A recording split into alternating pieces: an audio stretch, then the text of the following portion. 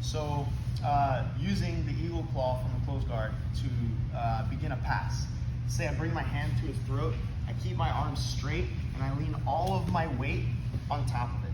As long as I'm keeping his hip down, like distance from my shoulder, I prevent them from threatening me with the arm bars, triangles, and all that stuff.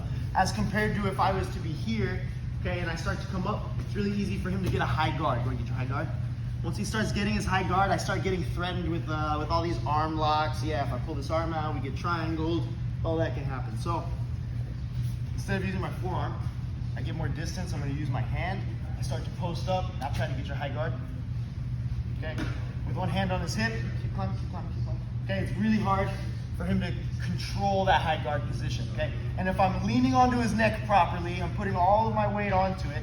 Okay, he'll have to start to open his guard to allow some breathe space. As soon as he opens his guard, I want to get my knee, okay, to my shin to sit right behind his knee, and then I want to try to get my body past the outside knee. That way, both of the knees are technically sitting on the outside here.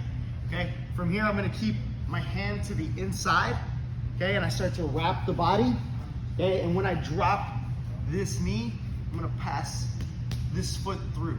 Okay, watch, I'll go ahead and rotate, rotate, rotate. When I drop my knee, I'm going to pass my foot through and then secure the pass. Again. Okay, so we're here. I start to do the eagle claw. I lead with my weight all the way on top of his neck. He can't get high guard, so he starts to open his guard, and I get my shin behind the knee. Okay, I want to keep myself outside, sorry, to the inside of this knee. I want to keep this knee on the outside. So as soon as this drops, I get my body over the knee on the far side. I bring this hand to the inside. As soon as I drop this knee, I'm going to pass this foot through, and we secure our pass in the side control. One more time.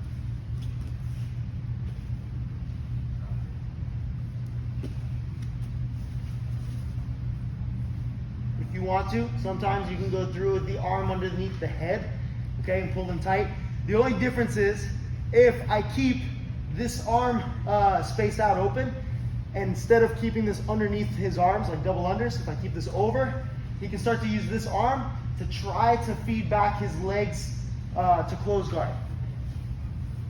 Boom. Okay, so it can kind of depend on the situation. If we're here, if I can close him in all the way, no gap from my elbow to my knee, then I can start to do my pass. If I have to reach to get, if I have to reach and there's this gap from my elbow to my knee, it's much easier, again, for him to replace his guard. Go and replace it. Boom. So, we do that for a fourth time.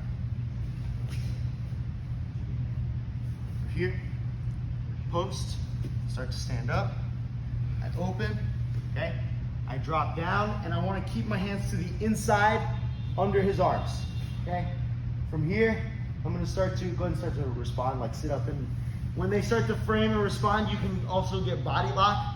So I get underneath, go sit up, get underneath, okay? I pull him in and flatten him out, okay? And then I continue to pass my legs.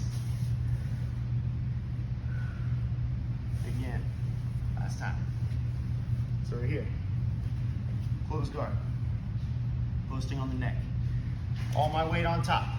Trying to choke him until he opens his legs, and I make my frame, and I keep the knee on the outside. Okay, from here I want to keep my arm on the inside of my leg. Okay, when he starts to frame and sit up,